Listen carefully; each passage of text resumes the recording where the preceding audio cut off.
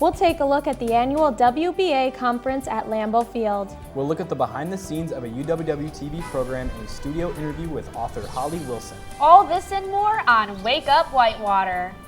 Broadcasting from Conover Studio at the University of Wisconsin-Whitewater, this is Wake Up Whitewater.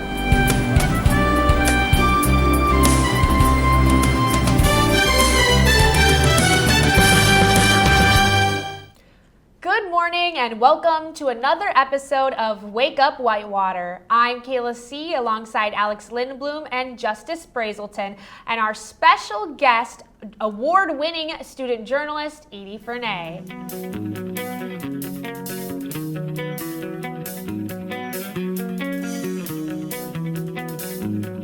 So, would you tell us about the package that you won a first place award at WBA's this last weekend? Yeah, for sure. So the package that I did was titled Save the Bees, and it highlighted here on our very own campus.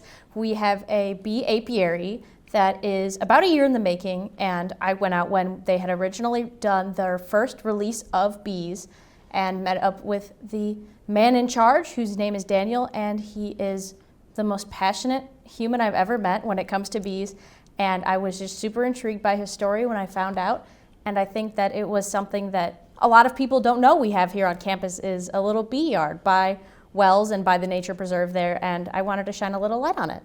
Where did you originally hear about the topic? So a year before I did this bee package, I did a package on cicadas, which is my favorite type of insect because we had the big cicada emergence happening in Illinois. It didn't quite get up here, but I wanted to just kind of get my foot in the door because I love bugs.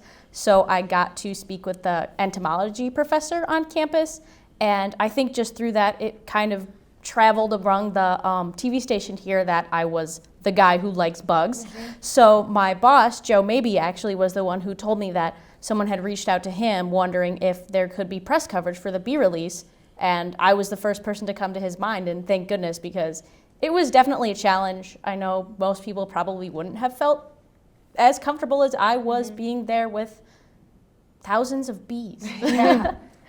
That's so interesting. So you had a little bit of background knowledge prior to this. Was there anything that specifically inspired you to go along with that story? I'm always a root for the little guy type of person, and as much as I do love hard news and sports, I've always leaned more towards soft news. I've done several packages on the therapy dogs we have here on campus, again on the nature, cicadas, and bees just seem to fit right up along with it. And I thought that it was a super interesting story, and honestly I was surprised that there were no other campus news media stations or anything like that that were covering it. It was just the TV station. Yeah, 100%. And you've said it already, and we actually talked about it earlier. You love bugs so much, and I was actually wondering where that comes from.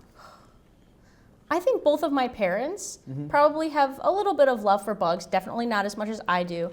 My mom has a tattoo on her arm of some flowers, and there's 3 bees on it, which is me, my mom, and my dad. And she's a tattoo of a butterfly, which I'm actually getting a matching one for, of a cicada, so I can be the little cicada to her butterfly. So I think from that, and my father works at a museum in Illinois, and with that they sometimes will have exhibits showcasing things within nature. So I remember when I was little, they had a cicada emergence in around 2007, and I was like enthralled with them because there was a lot of extra stuff, so I had a bunch of cicada stickers, and I was like, this is awesome. Plus, one thing I like about most bugs is some of them just don't do anything. I think it's hilarious that they just kind of, their goal in life is to be eaten. That's it. That's all they're there for, and I think that's hilarious. Thank you so much for discussing your love of bugs and your award-winning package. And thank you also for listening. We'll be right back with more on Wake Up Whitewater after this short break.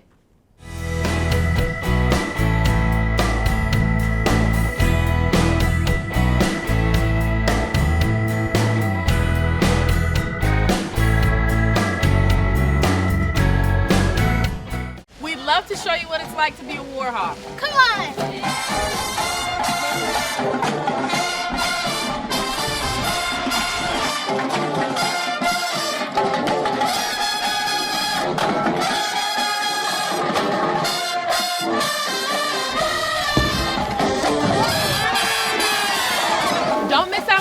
to be a Warhawk? At UW Whitewater. You belong here! UWW-TV has been an important part of the campus and community since 1980. Not only providing on-air learning opportunities for broadcast journalists and electronic media production students, but educating and entertaining our audiences with award-winning news, live sports coverage, original programming, as well as dedicating the mission to developing creative collaborations throughout campus. For more information, visit our website and like us on Facebook. Check us out because you gotta see what's on UWW-TV. She's always had it. Pure ambition. An unbridled self-confidence that most people only dream of.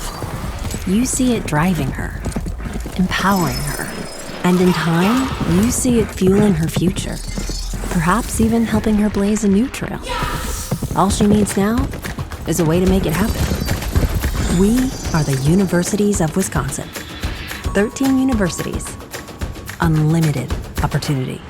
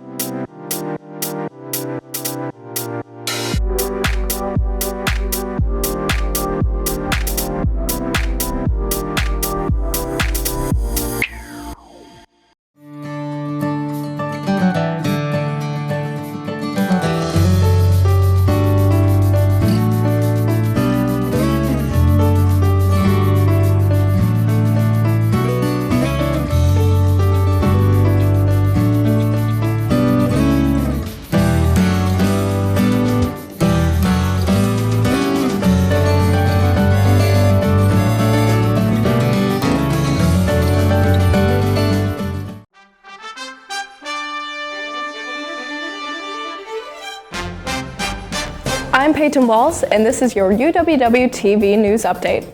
Preparations for the 2026-2027 school year are underway, and updates to housing, dining, and parking amenities have been announced.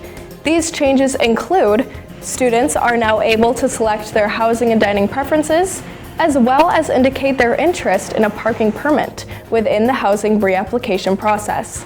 The housing application opened on February 27th, and new freshmen who complete a housing application register for Warhawk SOAR by May 10th and indicate they are interested in a parking pass are eligible. Commuter and staff rules will stay the same for the next school year.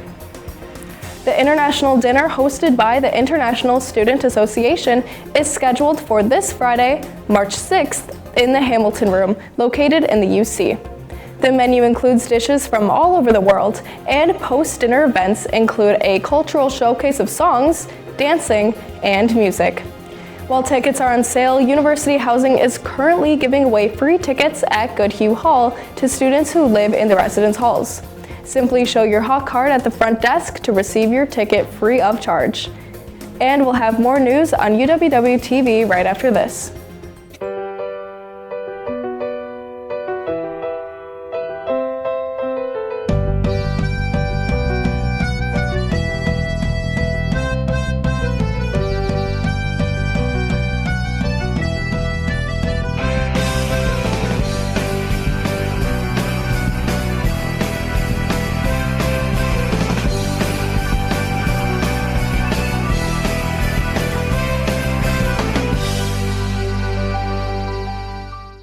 With spring around the corner, students and faculty continue to prepare for this semester's commencement ceremony. The class of 2026 is encouraged to apply to be a commencement speaker. Applications are due on Wednesday, March 11th by 3 in the afternoon. To learn more about how to apply, visit uww.edu/commencement. If you are facing unexpected financial emergencies, the Warhawk Emergency Fund is here to help. This program started in 2019 and has since helped increase student retention rates and has proven to be a success for students of all backgrounds. To learn more about how you can apply or donate to the program, visit uww.edu/Warhawk Emergency Fund. Finally, the last day to add purple points to your student count is Friday, March 6th. To add points to your account, visit the Hawk Card office in the UC 250 or visit online Hawk Card office. After March 6th, students are still able to purchase purple points, but the option to add them to your student bill will no longer be available for this semester. For more news and other updates, tune in to uwwtv.org. I'm Peyton Walls, and this has been your news update on UWW TV.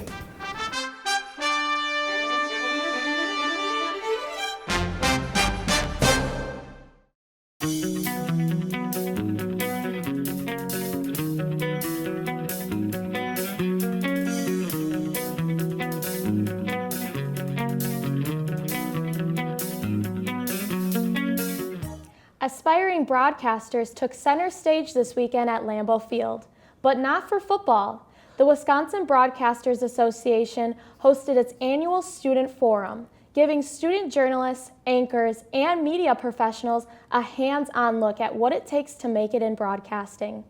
Our field reporter Josh Jacoby has more on the story. For many, stepping into Lambeau Field is unforgettable. But for these students, it's not just about visiting the mecca of football, it's about the future of broadcasting.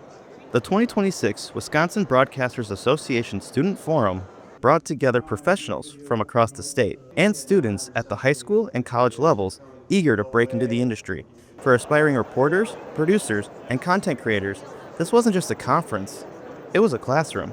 I did a teleprompter reading, which was really, really nice. It gave me a little bit of experience of what it's really going to be like for becoming a news anchor, which is what I want to be. And overall, this has been an amazing experience, learning about other people in the industry and how easy and hard it is. So I really enjoy being here. From discussions with real-world journalists to hands-on workshops, students had the chance to hear directly from industry leaders about what it takes to succeed in a rapidly changing media landscape. Many say the experience offered is something you can't typically get in a lecture hall. I got a chance to listen to Reed talk a little bit this morning about his play-by-play analysis and things that he does on radio for University of Wisconsin and a lot of other opportunities. It's been really, really intuitive to be able to see the perspectives from these individuals who have this experience. So this is one of those things where you have to ask questions and you got to be involved. Along with the workshops, the conference held a career fair. The career fair gave students direct face-to-face access to TV and radio stations from across the state, turning resumes into conversations. For some, it meant landing jobs or internships, but for others, it meant gaining some confidence. My biggest thing that I always say is be persistent. Don't be afraid to make that call or not call or send that email or network with somebody, add them on LinkedIn. Don't be afraid to do that, send that message, because that can open a door to you never know what in your future. And I always talk about the way that I ended up getting into the broadcast field was simply because somebody came to my class to speak to us, and he heard me on the radio, and he said, hey, give me a call. I may have something for you. If I didn't give him that call, I probably wouldn't be here today. So always being able to utilize that network and utilize these opportunities. Holding the conference at Lambeau Field added to the overall experience, not just because of its iconic reputation, but as a reminder of the power of storytelling in historic spaces. Because whether it's sports, news, or community stories, broadcasting is about connection. And for the next generation of journalists, this conference wasn't just an event, it was a first step. From Lambeau Field in Green Bay, Josh Jacoby, UWW TV News. Thank you, Josh. Yeah, what an amazing opportunity that Lambeau Field is able to host that. I know, yeah, it's a really good opportunity for high school students and college students. And Kayla, you went this past weekend, didn't you? I did. Yeah, no, it was my first WBAs and sadly my last since I am a senior. But I'm so glad that I went there. I got my free personal professional headshot, and hopefully that looked great. I get it soon. And there were teleprompter reads, and there were these mock interview tables so you can practice what it'll be like going to an interview. And then there was these sessions where professional people in the field talked to us about, different skills and secrets of the trade, and it was really, really helpful. I went to one of these sessions that were talking about kind of how to get your foot in the door when you are applying, which is definitely what I'm looking for. Yeah. So I definitely recommend it for people of any grade level, and I'll definitely look forward to seeing what happens next year, and we'll be back with more on Wake Up Whitewater right after this.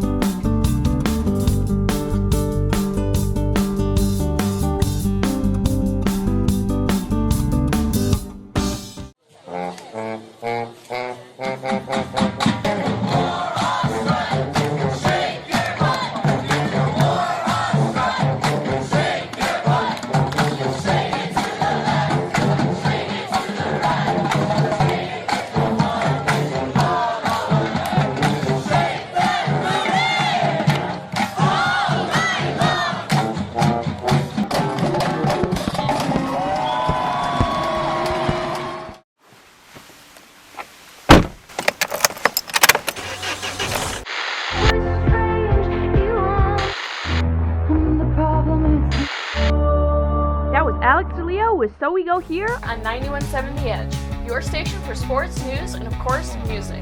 With our extensive music library of alternative, rock, and hip hop.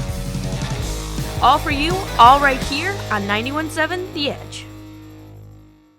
The UW Whitewater Bookstore is your one-stop shop for apparel, textbooks, and technology. Stop in for a wide selection of gifts from our alumni, family, and name brand sections. Need to purchase or rent a textbook? Head downstairs to Textbook Services. Check out our new custom shop and create personalized apparel for your organization. Need a charger, laptop, or headphones? Our new technology section has everything you might need. For more information and bookstore hours, visit uwwhitewaterbookstore.com.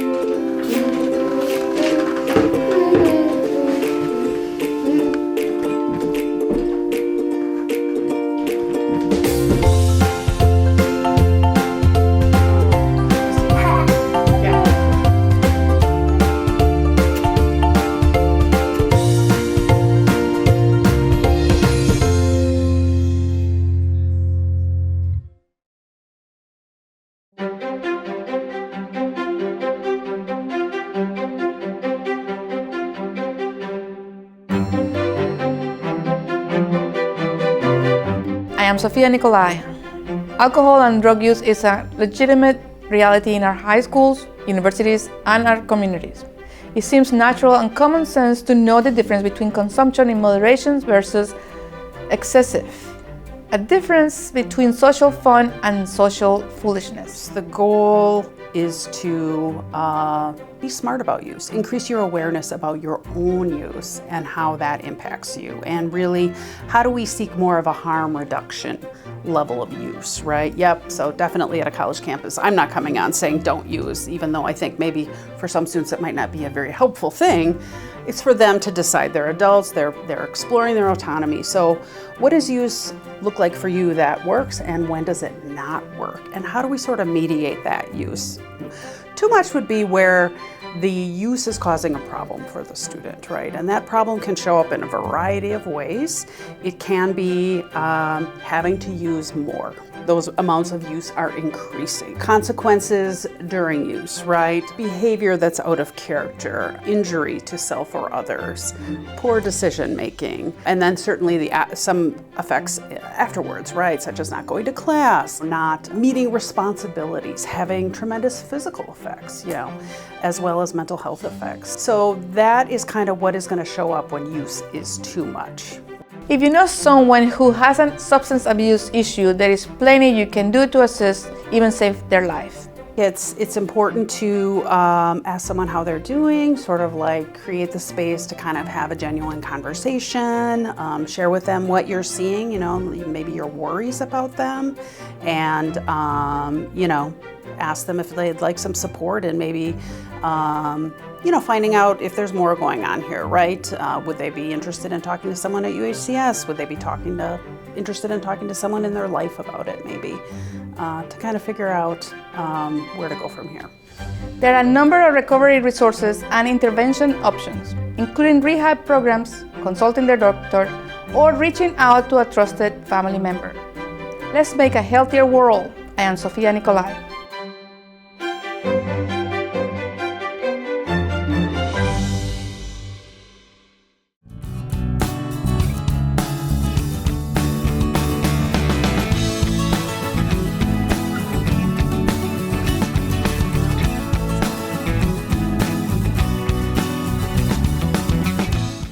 On Hawk Talk, each week the WSUW sports crew debates the latest local, state, and national sports news. Hawk Talk is hosted by a rotating staff from the studios of 91.7 The Edge, UW Whitewater's campus radio station. Tune in every Monday through Thursday from 5 p.m. to 6 p.m. for new shows, new faces, and new sports topics. Zach Kreider joins us in the studio today. UWW-TV has been an important part of the campus and community since 1980.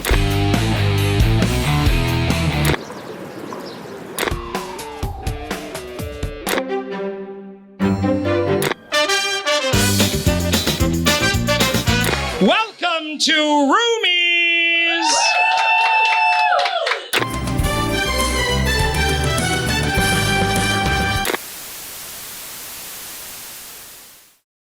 My name is Zach Kreider, and I'm the sports director at 91.7 The Edge. I oversee, supervise, and host a show on Hawk Talk, which runs on UWW-TV.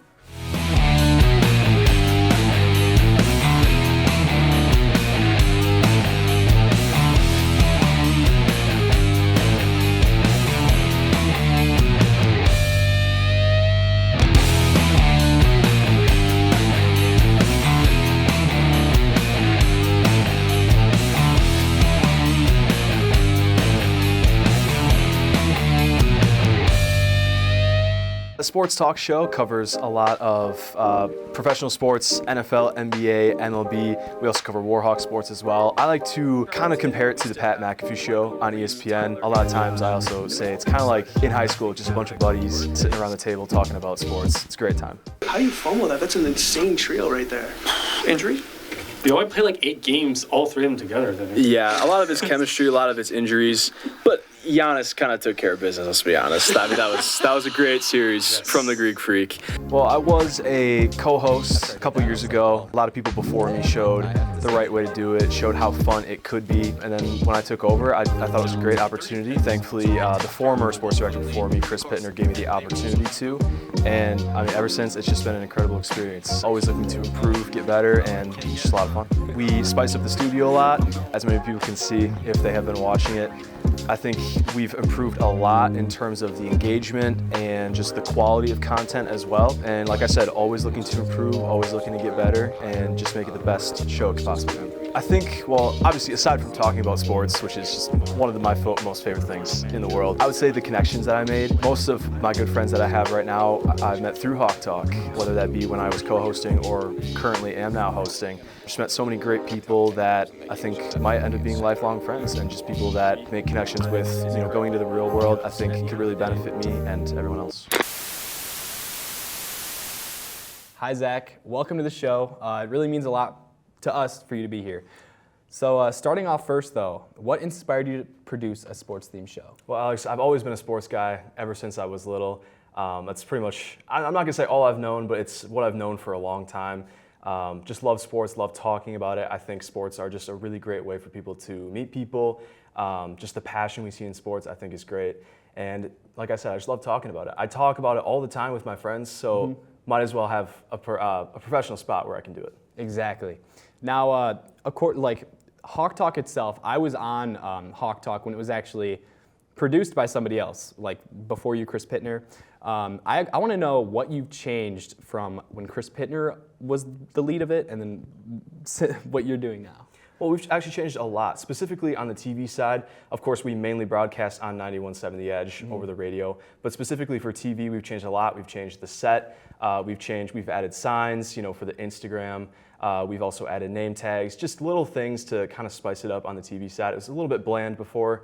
We're just always looking to make improvements, looking to make it better, and just trying to improve anywhere we can. That's awesome. I think those are all really good ideas. I actually noticed that when I was in the dining hall, I saw it on the screen, and I noticed, I was like, dang, they actually did change a lot, and it looks really good now. Thank you. Why do you think people should watch Hawk Talk? Well, I just think, like I said, it's a great way for people to get their voice out there. Obviously, Whitewater is a phenomenal broadcast school, both on 91.7 and UWW-TV. I think all the shows that are done here are just phenomenal. And like I said, Hawk Talk, it's a great place for you to get your voice out, to talk about sports. Obviously, it's not like first take, so you don't have to be the most professional, but it's still a spot where you can get stuff on your reels. You can get professional experience while not having the major pressure, I guess, of a big news station. Exactly. What have you learned? So if I'm correct, this is your second semester doing it. It is. What have you learned from your first semester now in your second semester producing this show? Communication. I mean, that's huge. I have to communicate a lot with not only the TV side, but with radio as well, talking to Jim and to Lucas. Also communicating with the co-hosts as well. That's a big thing, getting the topics out, making sure that they understand what the priorities are, and also what the expectations are for each show. That also comes across every show, because I specifically host the Monday show. So of course, as the producer, I have to figure out, okay, Monday's show, and then also keep track of Tuesday, Thursday, and also Wednesday. So just keeping track of everything, being sure that you're able to communicate, and just have fun with it. Exactly. Very big job, and you're doing a phenomenal job so far. Thank you. Really good job.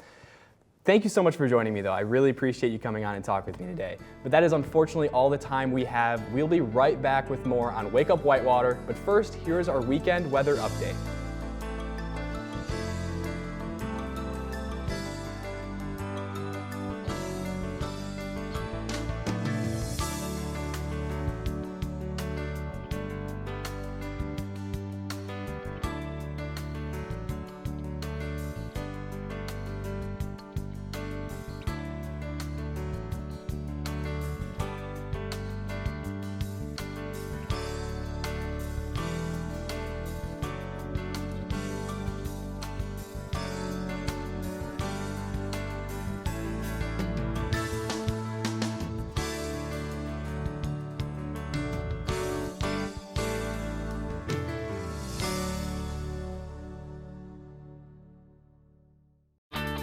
What does it mean to be a Warhawk?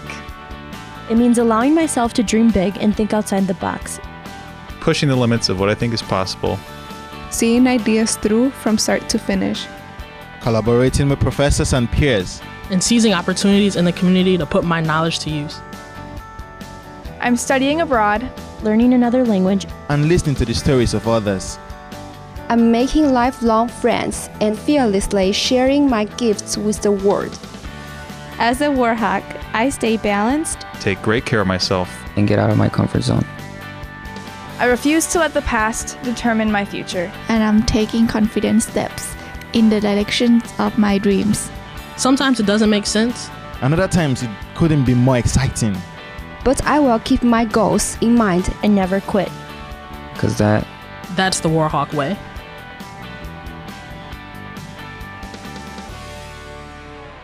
Welcome to the Whitewater Forensics team, where we ignite voices and foster connections. With 3 to 4 hours of practice weekly, we embark on a journey of self-discovery and growth. From energizing warm-ups to passionate storytelling, we build confidence and creativity. Join our close-knit team, conquer public speaking fears, and advocate for your story. With over 100 awards annually, become part of a community where every voice matters. You can see it. His potential, that is. You see it even when he may not. You see that the things that spark his interest today will in time ignite the things he pursues tomorrow, and ultimately help him reach new heights. All he needs now is a way to make it happen.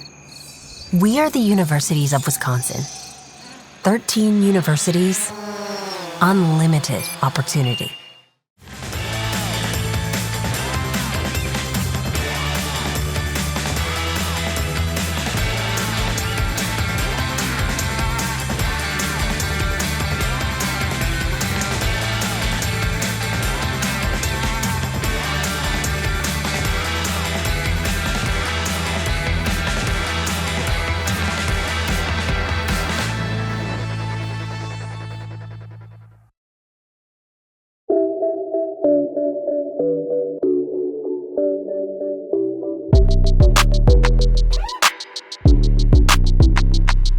This is Inside the Arts on UWW-TV. I'm Grace Caputo.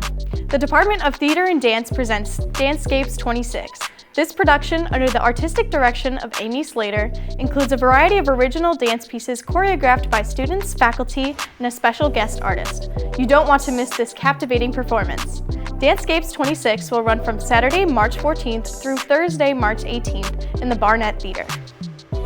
Other upcoming ticketed events include Chamber Singers and Vocal Jazz on Saturday, March 14th at 7:30 p.m. in the Light Recital Hall, UWW Chamber Orchestra on Tuesday, March 17th at 7:30 p.m. in the Light Recital Hall, Sonic Ensemble on Thursday, April 2nd at 7:30 p.m. in the Light Recital Hall, String Faculty and Friends on Tuesday, April 7th at 7:30 p.m. in the Light Recital Hall, Jazz Ensemble 1 Spring Concert on Thursday, April 9th at 7:30 p.m. in the Light Recital Hall, or enjoy one of the many free events, including Flute Studio on Saturday, March 15th at 3 p.m. in the Light Recital Hall, Student Saxophone Quartet on Tuesday, March 31st at 7:30 p.m. in the Light Recital Hall, BA and BSE Senior Show on view Monday through Thursday, 11 a.m. to 6 p.m. from April 6th through April 16th in the Crossman Gallery, Wood Studio Recital on Friday, April 10th at 7:30 p.m. in the Light Recital Hall, Jen Shannon Studio on Saturday, April 11th from 3 p.m. in the Light Recital Hall,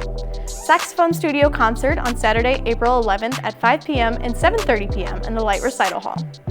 Tickets can be purchased in advance and are available in person via phone at 262-472-2222 or online at tickets.uww.edu. The box office is located in the Green Hills Center of the Arts and hours are Monday through Friday from 9:30 a.m. to 3 p.m. There is a $2 surcharge for tickets purchased at the event. Department of Music events are free for UW-Whitewater students. Students also receive a discounted price for theater and dance tickets. Log into the Ticket Services website with your UWW credentials for your free or discounted tickets. I'm Grace Caputo, and this has been Inside the Arts on UWW-TV.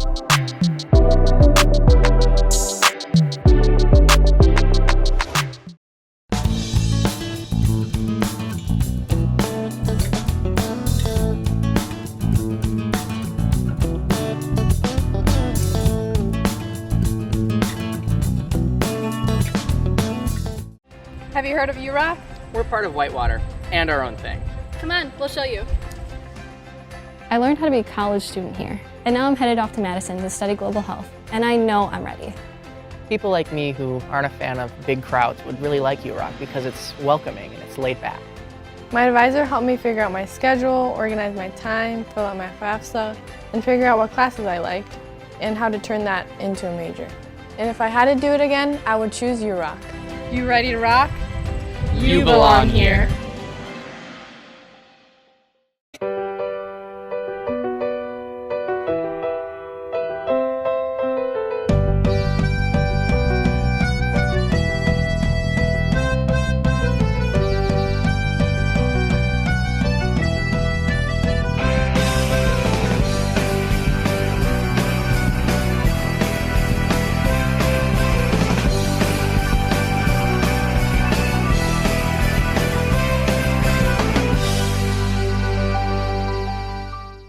Welcome to Jitters Coffee House. Located on the first floor of the Wells Towers, Jitters is a student-run coffee lounge and offers a variety of coffee and ice cream-based drinks and is home to many entertaining programs, including live music, gamer trivia nights, and other performances. Coordinate your activity by emailing jitters@uww.edu. Jitters is completely run by volunteers who can earn service hours and even receive a free drink during their shift. Stop in tonight at Jitters Coffee House, where fun events and community come together.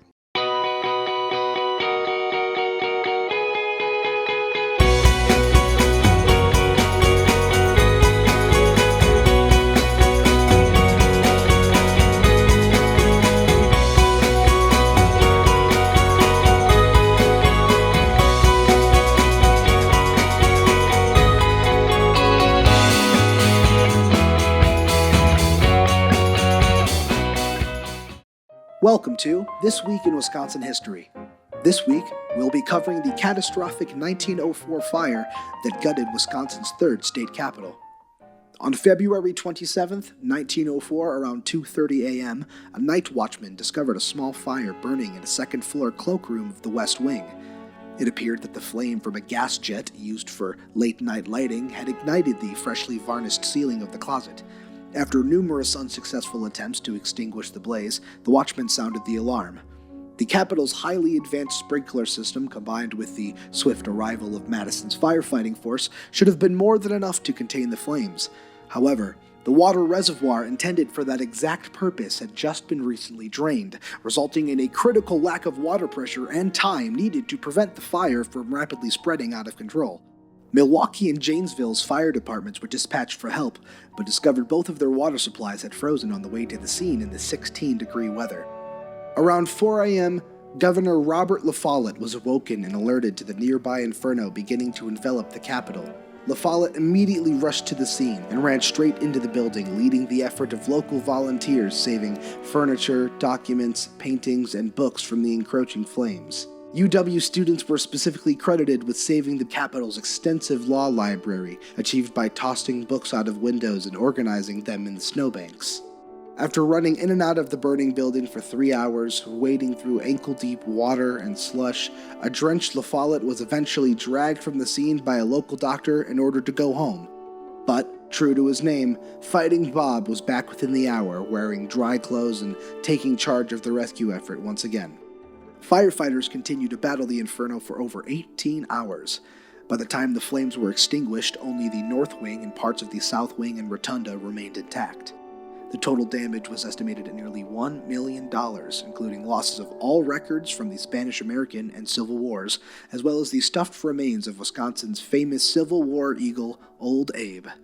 Fortunately, no lives were lost, and many other important relics and documents were saved by brave volunteers and Governor La Follette himself. Reconstruction of the Capitol began in 1906 and was completed in 1917.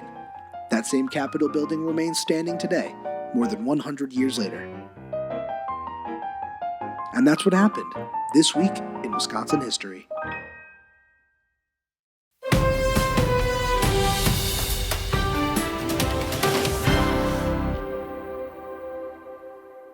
Hello, I'm Samantha Rogers, and this is Issues and Ideas. Today I'm here with Dr. Holly Wilson in the studio with us today.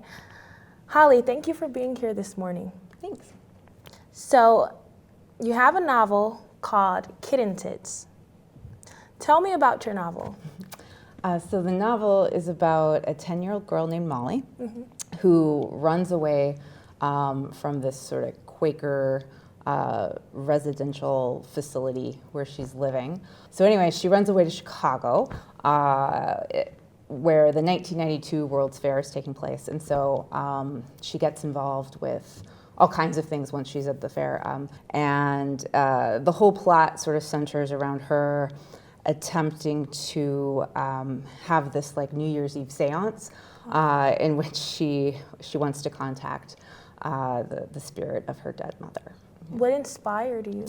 Oh, for this book? I started it when I was working on my PhD at Florida State, and I had just read the fiction of Mark Richard, and so I was reading his work, and it just hit me, and so I decided to try a story in the first person child narrator, and I loved it. So I wrote the story, I published the story. Agents contact you.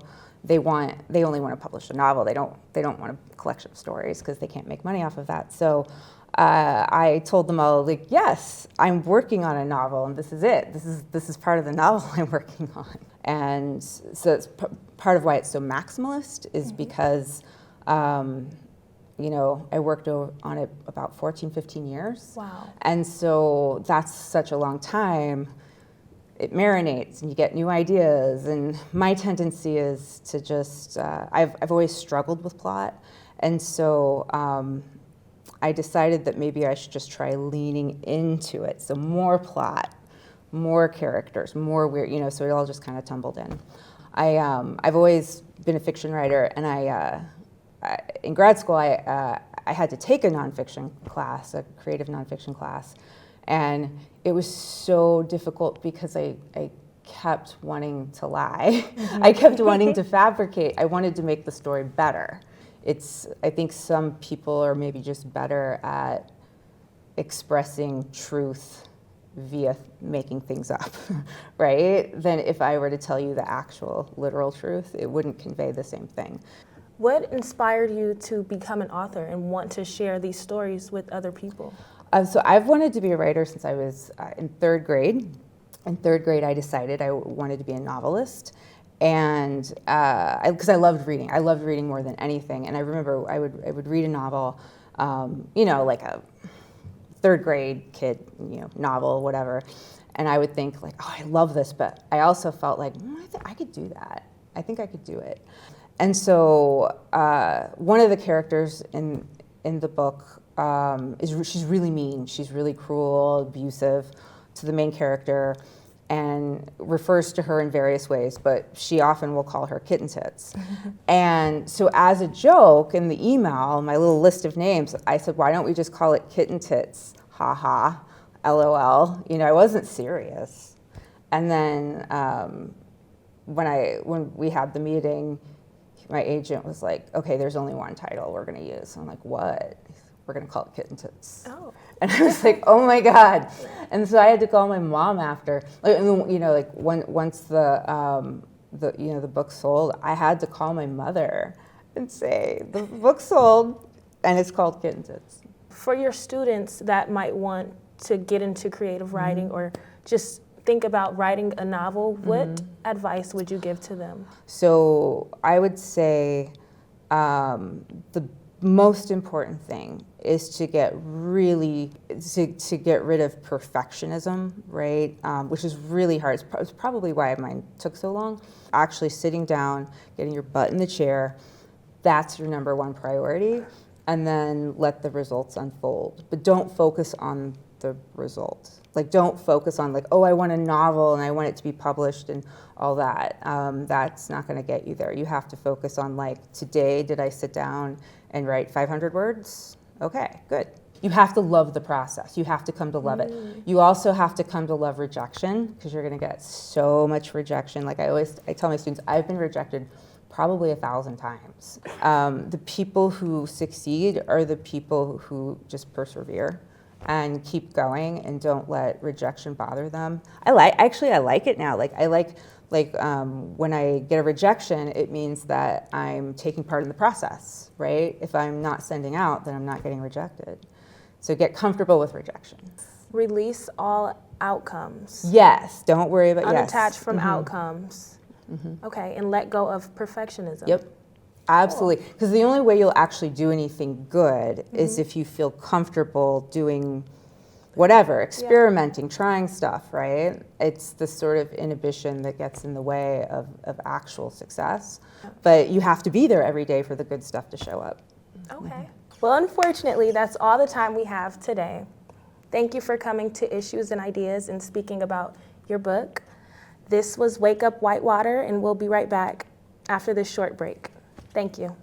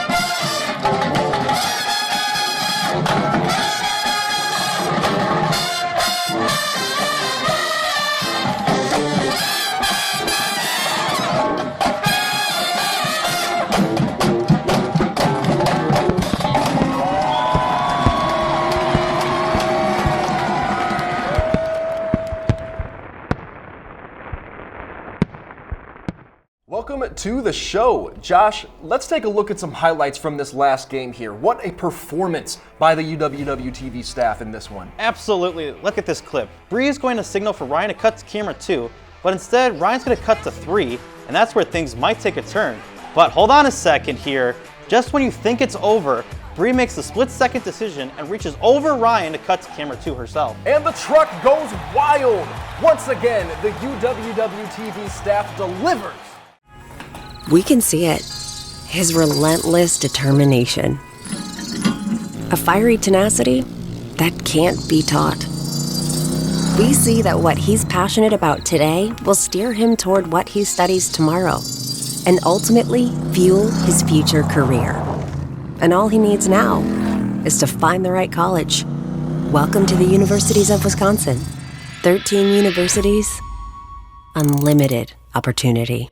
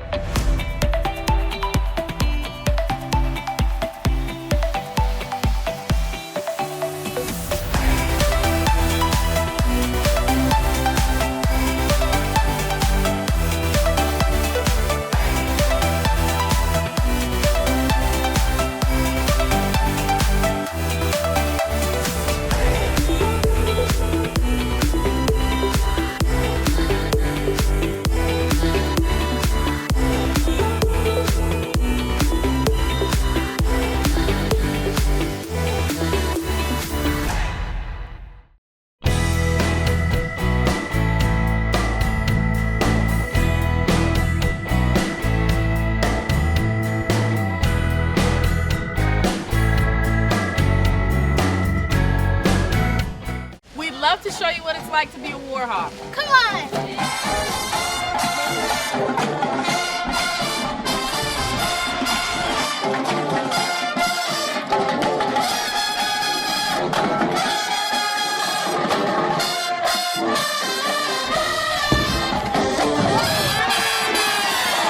Don't miss out on your chance to be a warhawk at UW Whitewater.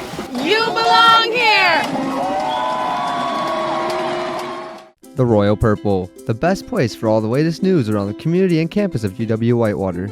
Here you'll find all different types of weekly news stories, including sports, arts and rec, biz and tech, and even fun and interesting things like trendsetter columns and the tweet of the week. The Royal Purple has a full staff to handle all of your advertising and article needs. Ad managers and sales representatives can help you get your ad in seasonal print issues online at royalpurplenews.com and out on our social media platforms. Editors and journalists would love to write features about your organization and follow-ups about your important events. For more information on student employment opportunities, advertisement services, or anything news, contact the Royal Purple over at R.P@uww.edu or give us a call at 262-472-5100. Stop by our office and say hi on campus in McCutcheon Hall, room 113. For all of your local campus community news, check out the Royal Purple here at University of Wisconsin-Whitewater.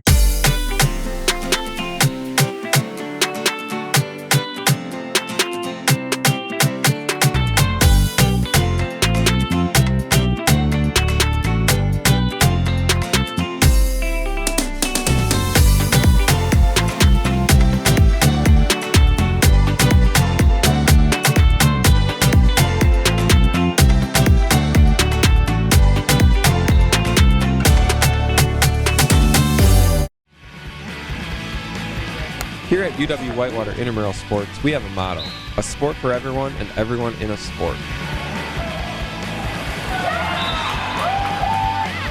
Come on!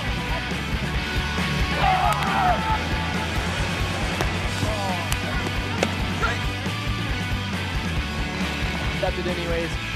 Oh, she got that off, and they're going to count it. Had a blast. Always have fun at intramurals. Every day we strive to go above and beyond that goal by providing healthy exercise, promoting leisure education, and giving students that competitive atmosphere they are looking for. Yes! Yes!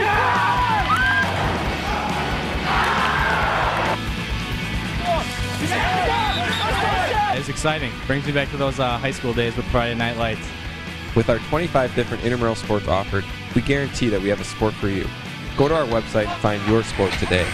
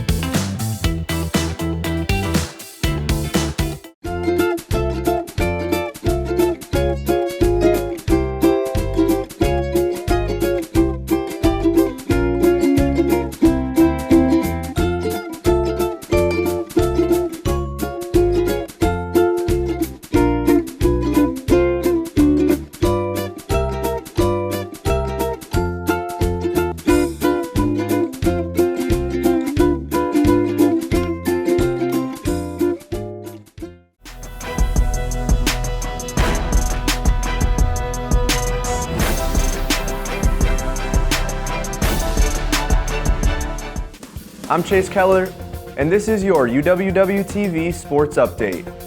The men's and women's basketball teams competed in the WIAC tournament this past week.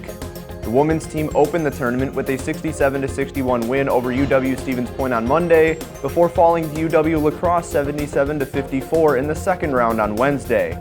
The Eagles eventually won the tournament with an upset win over UW Oshkosh. The men's tournament ran through Whitewater as the Warhawks had the 1 seed in the tournament. They took down UW Platteville 66-56 on Thursday, before losing to La Crosse 81-78 in the conference championship on Saturday. All 3 bouts between the Warhawks and Eagles this season were decided by 3 points. Both teams will receive at-large bids in the NCAA Division III tournament. Both track and field teams also competed in the WIAC championship this past week, where the men finished 4th and the women finished 8th. While there were no individual conference champions for the Warhawks, both teams had a combined 6 second-place finishers. And we'll have more sports on UWW-TV right after this. Welcome to the show. Josh, let's take a look at some highlights from this last game here. What a performance by the UWW-TV staff in this one. Absolutely. Look at this clip. Bree is going to signal for Ryan to cut to camera 2, but instead Ryan's going to cut to 3, and that's where things might take a turn. But hold on a second here. Just when you think it's over, Bree makes the split-second decision and reaches over Ryan to cut to camera 2 herself. And the truck goes wild. Once again, the UWW-TV staff delivers. The Warhawk wrestling team took first at the NCAA Regional 5 over the weekend, where 5 members of the team qualified for national competition. Those wrestlers are senior Justin Fortugno at 141 pounds, senior Dominic Mallender at 149, junior Luke Swan at 157, junior Braden Pete at 165, and junior Jermaine Butler at 174. Those wrestlers will compete in the Division III Championship on March 13th and 14th. The gymnastics team posted their second highest point total in program history, en route to a 194.025 to 185.3 win over Hamline University. The dual meet was the last regular season competition for the Warhawks. They now move on to the WIAC conference meet this Saturday in Winona, Minnesota. Finally, the men's tennis team went 1-1 this past week, dropping a match to North Central College 6-1 and taking down Coe College 5-2. They will visit UW Eau Claire this Friday at 6 in the evening, their first WIAC match of the season. For more sports news and other updates, tune in to uwwtv.org. I'm Chase Keller, and this has been your sports update on UWW-TV.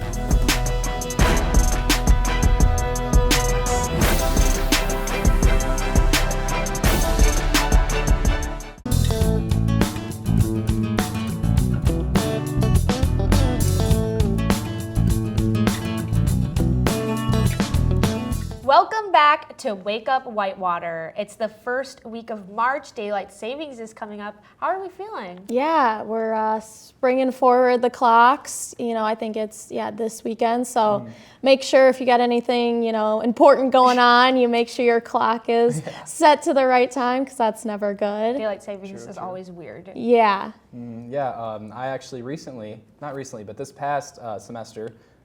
Beginning of this semester, I rushed for a fraternity, and it actually has been such a good decision so far. I'm usually somebody who likes an open schedule, but when I'm super busy, it actually helps me stay more focused and stay on task. And I've been super busy with it so far, and it's been really fun. I've had a lot of fun doing it. That's great. Yeah. How have you been getting involved? I've been getting involved a lot. I have been teaching fitness classes here on campus. So I teach on Wednesdays and Thursdays. Thursday I do a cycling class, and Wednesday I do a group strength and core class. So that's been really fun to learn and whatnot. So if anybody's interested in that, come on by. Oh, that sounds like a blast. Yeah. How about you, Kayla? Yeah, I don't have time to be doing anything. No, it's definitely very hard to be in the last semester of senior year. So take advantage of your time on campus seriously. That's my biggest recommendation. I'm so happy that you guys can. Well, it looks like that is all the time we have for today. Thank you for tuning in to this edition of Wake Up Whitewater. Make sure you stay tuned to UWW-TV.